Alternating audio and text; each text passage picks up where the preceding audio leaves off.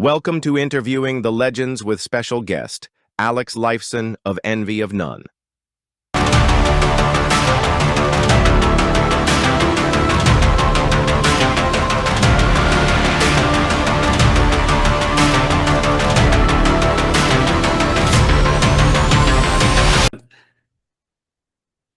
Envy of None are the living, breathing definition of a supergroup. No other band on earth could rightly claim to have Alex Lifeson, one of rock's most influential visionaries, heading up guitar duties with Andy Curran of Coney and Soho 69 overseeing bass programming, as well as producer extraordinaire Alfio Annibalini on keyboards. However, the star in this band could very well be its youngest member, American singer-songwriter Maiah Wynne, whose wonderfully emotive vocals are able to spin the music in wonderfully emotive vocals and are able to spin the music in new exciting directions that thrill to the core. Envy of None are back with their much anticipated second album, Stygian Waves, released on Kscope on March 14th.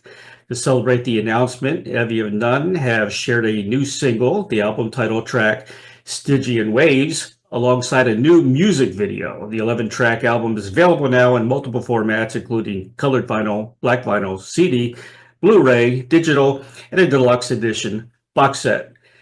Please welcome legendary guitarist and songwriter known for being a longtime member of Rush and currently of Envy of None, Rock and Roll Hall of Famer Alex Lifeson, to Interviewing the Legends. Hello, Alex. Hey, Ray. How you doing? Good, man. Love the background there with all the guitars. It looks like a tools. Yeah, looks like a guitar store. You should have seen it like a couple of years ago. Is that right? You sold a few, huh? I sold 60, actually. I auctioned 60 off for a charity, and I managed to find another 30 hidden around the house. So that's crazy, man. I kind of friends with Roger Fisher from Heart, and he's been selling a few to finance a new project of his, and then of course David Gilmour sold a bunch of his as well. Yeah. I first heard Look Inside from Envy of None's debut album on Marl.com. It's a prog radio station from France. And I was immediately blown away by the band. I've been trying to land an interview with someone from the band ever since. So you guys have been a little elusive, but now you've come out and you're promoting like crazy, which is great. And I'm so glad because the band is incredible. Oh, thank you so much. We're really proud of the work that we've done. The first record was a wonderful experience for us, but we were getting to get a feel for each other and what our abilities were and how that worked in this band context. So I would say that it was more of a recording project, and that's the way I looked at it. But I think we've gelled into more of a band with this second record.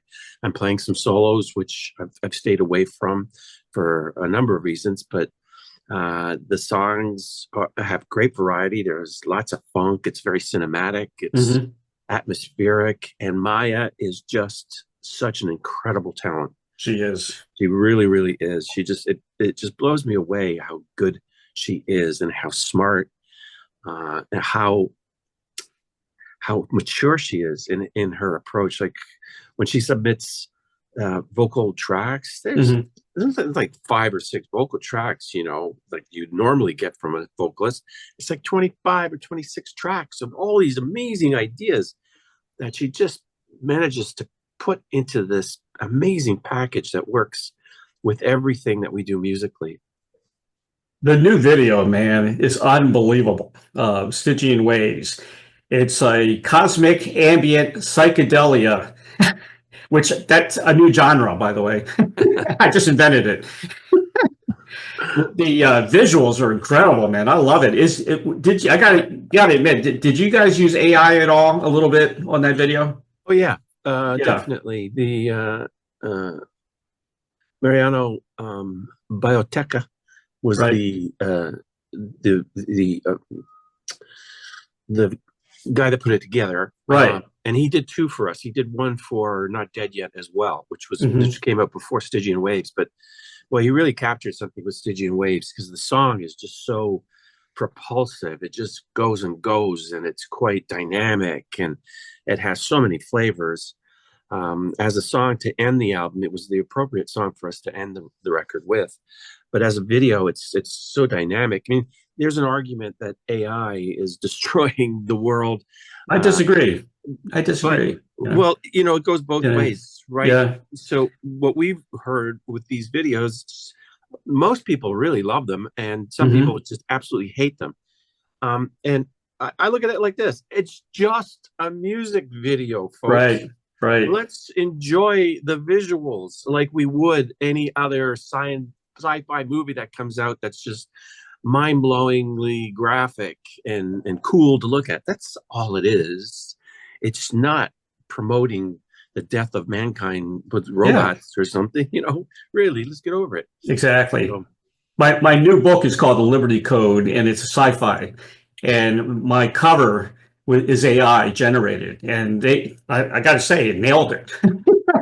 You put in a few words about the book, and boom, you know, it was great.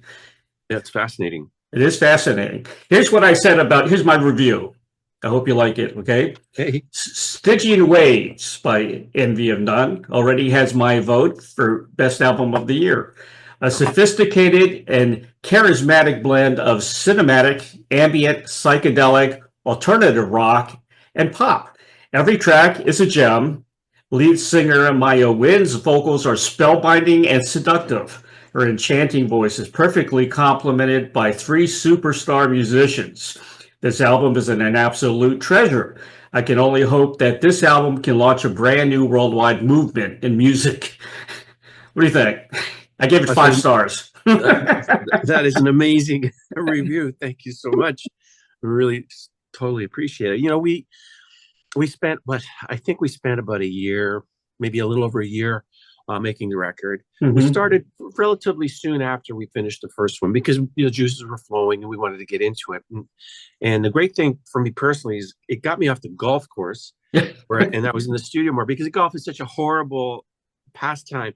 It tears your soul apart. I know. So to get into my studio, and I do all my recording here in my studio in my apartment, and it's my sanctuary, and you know, you don't see the other 15 guitars over on that wall and all that stuff. So to come in here and spend days working on this music was really, really a treat for me.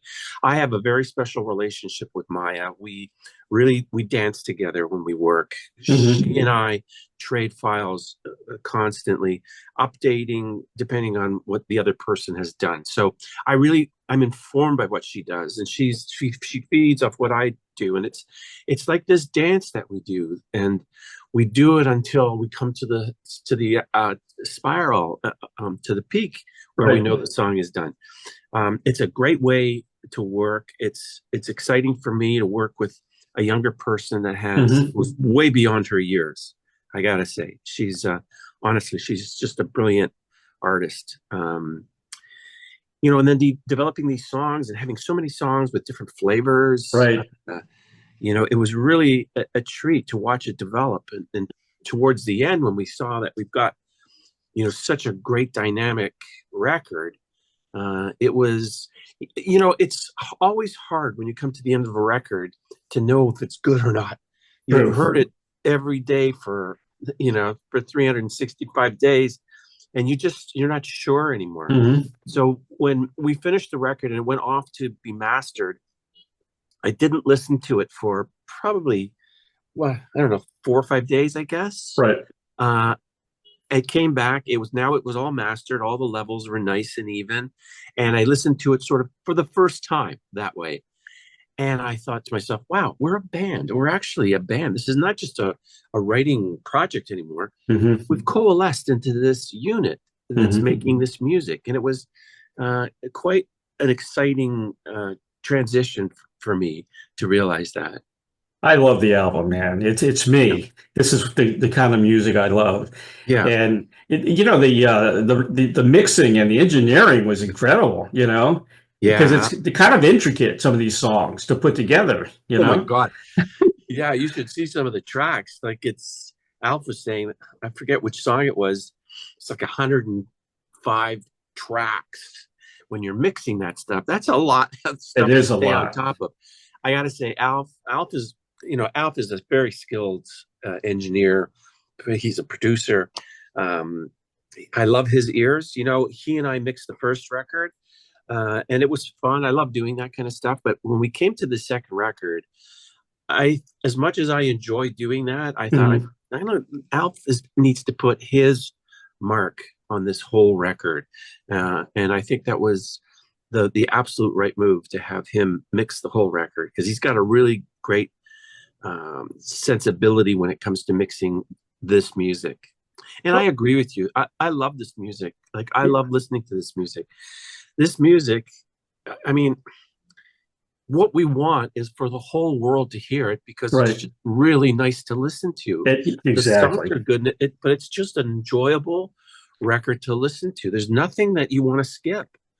I don't know how we managed to do that, but we did. And that's what I push for, as many people as possible to hear it, because I don't think anyone will be disappointed. The other thing is, more that you listen to it, the more into it you get, the more you I'm still, after 15,000 listens, I'm still hearing things that I didn't realize was there, or maybe I forgot. But it's just such a rich listening experience.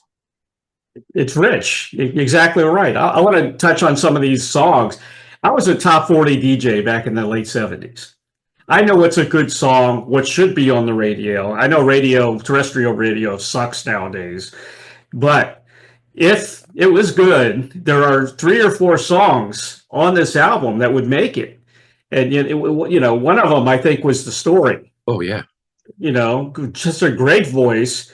It's sophisticated. It's a polished, I want to say, pop track. Yeah. It would definitely fit in that category. And your guitar lick, you do sneak up and do some guitar licks on some of these tracks, but they're perfect. They're just right in the right place. Yeah, it's all in service of the song. Right. Like I held back playing solos. I played some on the first record, and with a lot of things now, I sort of pull it back, because I don't want it to be a show-offy kind of thing. Definitely. If you're gonna play a solo, it has to be an integral part of the song. It has to reflect the song in some way, lyrically or musically or dynamically, or whatever it is. And that song in particular, The Story, it's kind of one of those really driving rock pop songs, full of hooks. Right. And it all just naturally happened. It just called for those kind of patterns. But that solo, for me is the perfectly constructed solo for that purpose. Exactly. It rises, it comes up to a peak, and then after it ends, it's immediately followed by the high point of the song, which is Maiah's delivery of those lyrics right after the solo, where the whole track kind of speeds up and pushes, and it's the statement of the song. And what a great way for the solo to do its job. Oh, it's awesome. So some of the other tracks, Under the Stars, it had a little bit of elements of Sade. Sade had an incredible band, and her voice was absolutely, it was laid back like Maiah's, but different. Completely different, but laid back like hers. Yeah. And I guess you snuck in the guitar on that track as well, which I love. Man, it was perfect. Yeah. Perfect blend of music. Yeah. Thrill of the Chase. Wow. Now listen to this. Sounded a little new wave, like a track from Blondie, right? A little bit. And it had a Beatles Day Tripper part in it, didn't it? A little. It was great. I loved it. Yeah. I tip my hat to George Harrison. Yeah, there you go. Yeah, it's a cool track for sure. It's a great track. If anybody has listened to Tomorrow Never Knows by the Beatles 100 times like I have, you're gonna hear elements of that kind of vibe, right? Yeah. In a couple of these songs.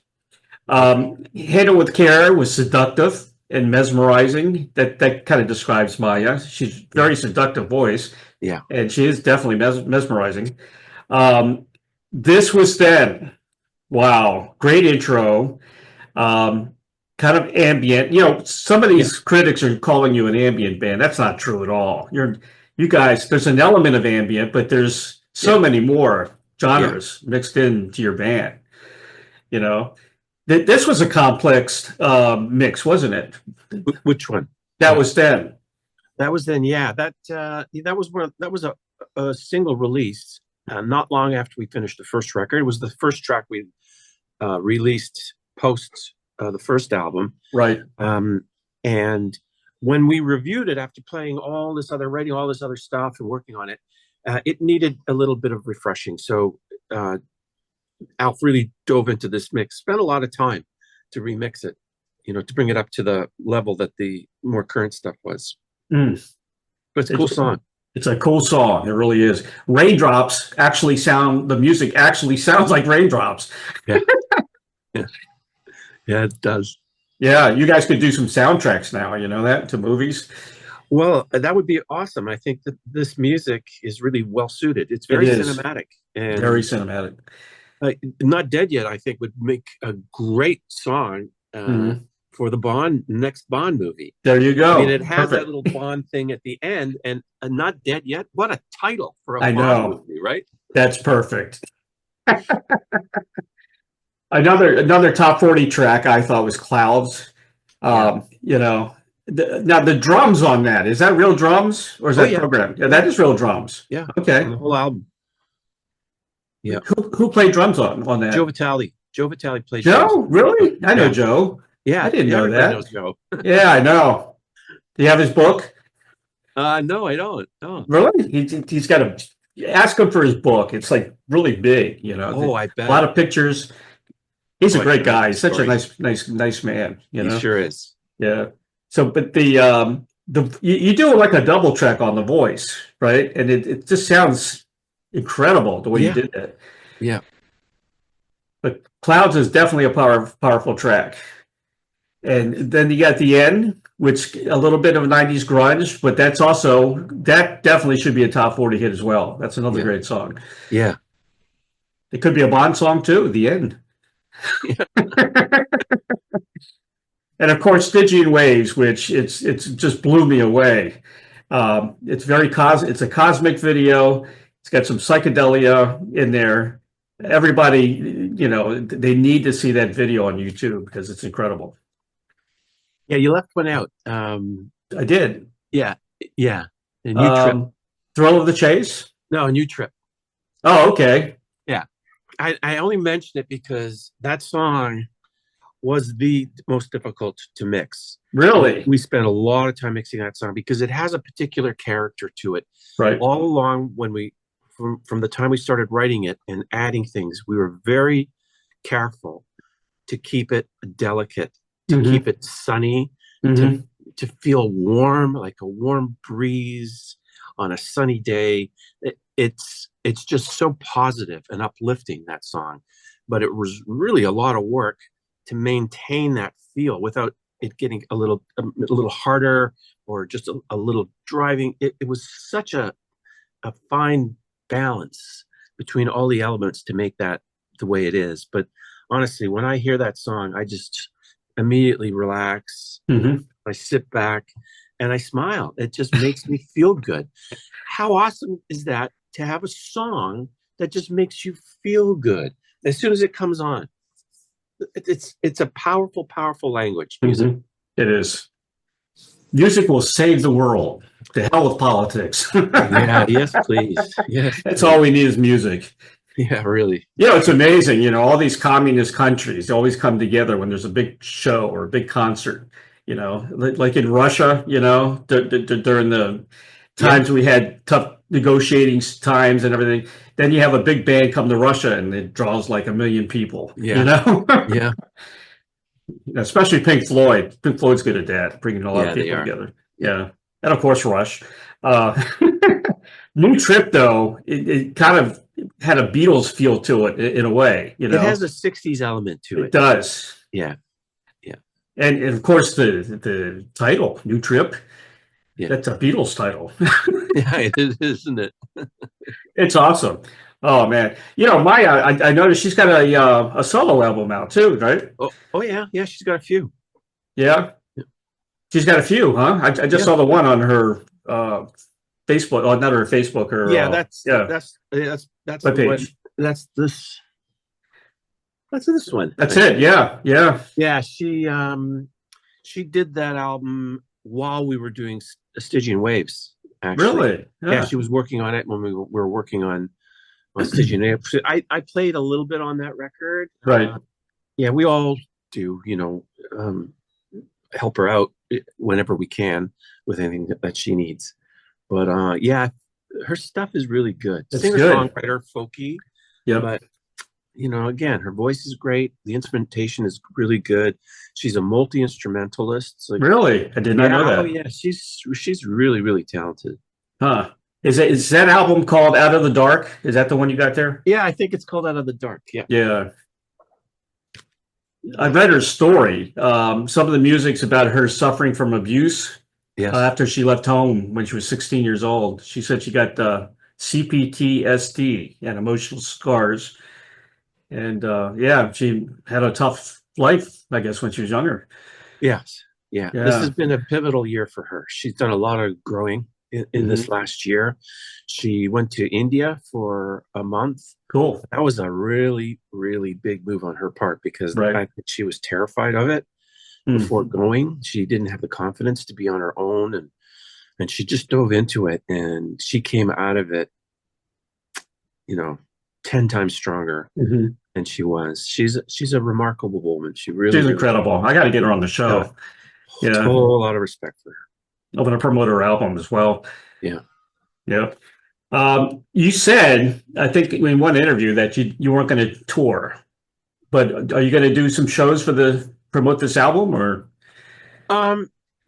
Yeah, we'd love to be honest.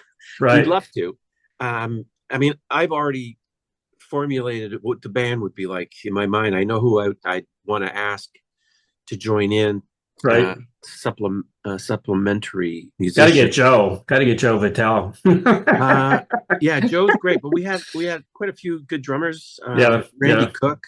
Randy Cook is an amazing drummer. Right. He played on the bulk of the material, but yeah, the issue is it's a different time for going on the road and playing live, and it is. It's very, very expensive to put a show on. If this record does really well, and there's an audience that would support us playing live for say 10 shows, maybe in a couple of cities, do multiple dates, that sort of thing, in a nice little theater, and it's viable, then I think we would jump all over it.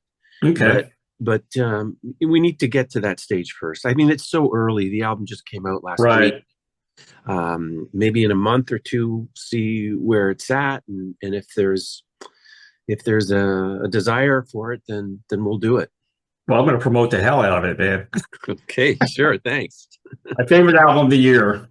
Alex, here's a question I ask everybody, and I get some really interesting answers. Okay. If you had a Field of Dreams wish, like the movie, which is one of my favorite movies, to perform, collaborate with anyone from the past or present, who would that be? Oh, you can pick a couple of people. You can pick a band. I don't know. I get the same response from everybody. You got to think about it. Well, it's just such a broad question. It's hard to know because, I think there are lots of people that you admire and maybe you'd think it would be great. Would you want to write some music with John Lennon? Right. I don't know. Maybe he was maybe that would be awesome. Or maybe he was a dick and you wouldn't enjoy it at all. You know what I mean? We have a perception of what a person's like, and you look at their work and you kind of, try to figure out what they're like to work with. But it's a really difficult question to answer. I worked with my best friend for 50 years writing music. Right. And I loved it. There were ups and downs. There were times where we butted heads. Because that's the way you make better music. Sure. But I would say that probably the last 5-6 years that Rush was recording and touring, we had the absolute best relationship writing. It was very, very smooth. We were really aligned what we were thinking and what we were trying to achieve, even though we were coming from, different places. It was a great synergy that was happening, and that's what you want in a writing partner. And who knows if John Lennon or Mozart or Beethoven or that caveman that hit a log with a stick. It's so many fascinating things that could happen when I think about it. Just like thinking about that caveman right now. How awesome would that be to be with someone that rudimentary, that primitive, just doing that and doing something with that person and seeing the joy on their face when they've discovered they've made music. Yeah. That's pretty cool. Yeah. You can teach them working man. I just want to bring up one Rush thing. I saw you guys back, the Fly By Night tour, which was way a long time ago. And you guys actually backed up Kiss at the Lisner Auditorium in DC. And I think it only held a few thousand people. And the tickets were like $5. Yeah. It's amazing. That's when you guys, I guess, first started out. Because, you, Kiss, and the Heavy Metal Kids. I'll never forget that show. Yeah. I was on the front row to see that. That was cool. That first Kiss tour, we were on that whole tour. Right. In 74. I guess it was started in the fall of 74 and then went through most of 75. And we went, cross country a few times. That was a really exciting time because Kiss were a brand new band. Nobody knew anything about them. Nobody knew anything about us, but we were very different from each other with a very different stage presence and stage show. So we just, it was the perfect fit in so many ways. And we got along so well. We became really, really close friends with the band and with the crew, especially. It all became one big family. It was really one of the best tours I can remember doing. Huh. Those were the days. Yeah. When concert tickets were cheap. I got to ask you real quick. Are you a hockey fan? No. I sort of grown out of it. Right. Yeah, I don't really follow sports much. Okay. Yeah. I just figured since you're Canadian. So. I started. I started playing hockey when I was 2 years old. Oh, of course, you're born on skates. I was in a league by the time I was 5. That's the course that Canadian boys take growing up. I'm a big hockey fan, and I live in the Tampa Bay area, so I'm loving life with the Tampa Bay Lightning. Yeah, for sure, very strong. Absolutely. Yeah. Who would ever thought though that Florida would have such a great team? And they sell out every game. They sell out. It doesn't matter where it is. It's the players, and we've had the Leafs to deal with for so long, and they've a great season this year. We'll see how it ends up. We'll see how it ends. They always kind of choke towards the very end, right? But they've been very, very strong, and this town really wants to support their beloved Leafs. I know. But it's terrible to watch so many grown men cry in April. So. I remember the olden days when it was Toronto and Montreal. Those were the two biggest teams in the NHL. Yeah. If you bought one of those games, with the slide. Remember those? It was always Toronto and Montreal. Yeah. Alex, thank you so much, man, for being on the show today. Let me tell you one thing: you look fantastic. I mean, I'm just a few years younger than you, and you look great. Yeah, you're doing something right. Yeah, I had some health issues that. We all have. Left me with almost a year of nausea, and my stomach was a mess. And I went to a clinic in January in Austria called Viva Maier. Oh, wow. And I was there for 2 weeks, and they just taught me how to eat, when to eat, how to really look after myself and find the discipline internally to make this a lifelong thing, because my condition is chronic and it'll never get better, but I can learn to live with it. Sure. Well, and that's what they taught me to do. So, I think I've lost 40 pounds in 2 years. Wow. A lot of people ask me, how long have you been on Ozempic? And I said, no, it's the hard way. It's not Ozempic. It was the hard way that I lost weight, but I feel I feel great and Thank God for energized that. and ready to go. Yeah. Yeah, my wife has Thanks a so similar much. issue. She has a Yeah. similar issue with stomach, and that just won't go away. Yeah. So yeah, we're working with her on that. I want to say very special thanks to Chipster PR for arranging this interview with Alex Lifeson. You can purchase a new album, Envy of None's Stygian Waves. It's available just about everywhere, but I guess you can go on the Envy of None website and check it out there and stream the new single also, which is currently now on YouTube.